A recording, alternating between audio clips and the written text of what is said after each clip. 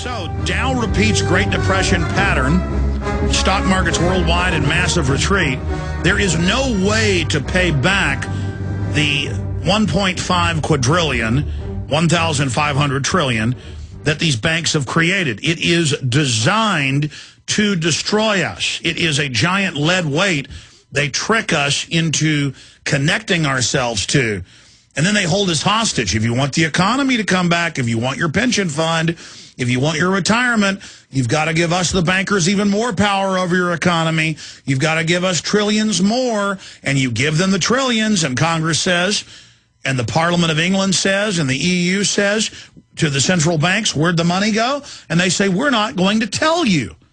This is a swindle. But because they're wearing $5,000 designer suits, and because they control your pension funds, no one goes to jail because they're holding us hostage. Dow repeats Great Depression pattern. That's CNBC. Here's London Telegraph. With the U.S. trapped in depression, this really is starting to feel like 1932. 652,000 people lost their jobs in the month of June alone. Ladies and gentlemen, we've known for 4 years we've been in a recession. All the economists we've had on. You can see it around you in business. They were telling you the economy was great 4 years ago. They've been telling you it's been getting better the last year and a half. Baloney. Anyone in business, anyone in the real world. I mean, 46 states on the verge of collapsing, according to Bloomberg, and the federal government's own admissions. Is that a recovering country? 46 states on the verge of collapsing.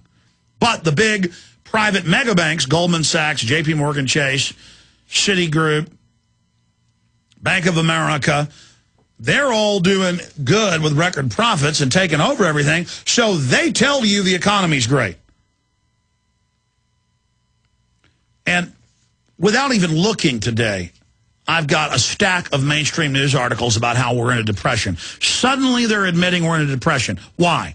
Because they're going to scare us again and say, well, you better give the Federal Reserve unlimited power over the entire economy, over every facet of the economy,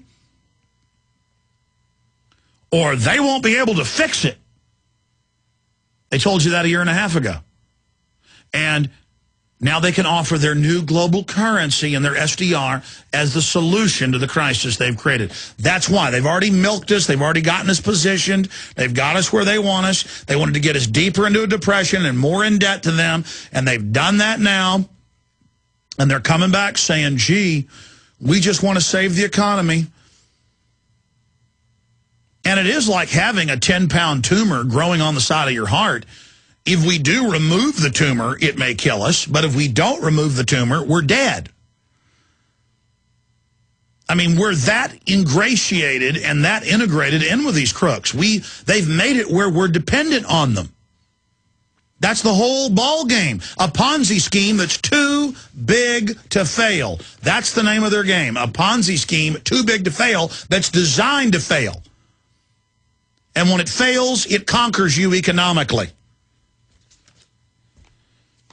You remember this headline last week, the third depression, Paul Krugman, New York Times. But of course his answer is giving the government and the Federal Reserve more power and more money. More spending, your money.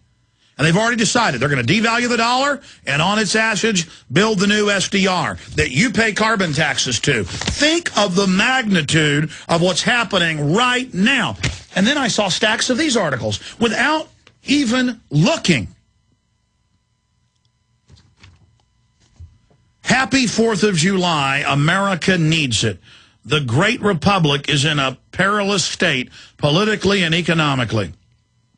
This is by Jeffrey Simpson from the Saturday Globe and Mail. We can only hope our American friends enjoy their national holiday weekend. Let them wave their flags, enjoy their picnics, and show their love of country because they need a holiday. And my sister is in England. She just got out of college, so she's taking the European trip.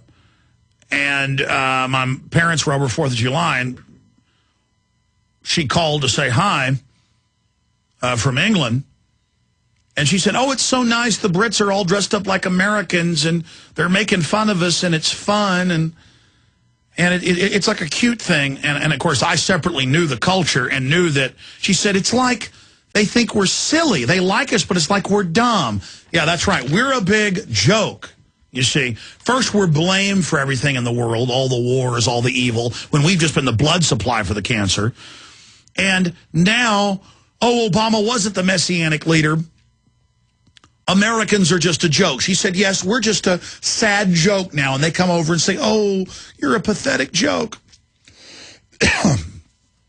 See, it's something fun. I mean, they're slaves over there as well. And the media makes it into a fun joke to make fun of Americans. The same corporate media that owns the media over there owns our media, and they'll put out different flavors. You know, here people make fun of the French and how they're pathetic and how they're cowards and all of this baloney. I need a water, boys. I'm coughing here. I found one. A delicious plastic glass with estrogen-mimicking hormones. Just what I need. Oh.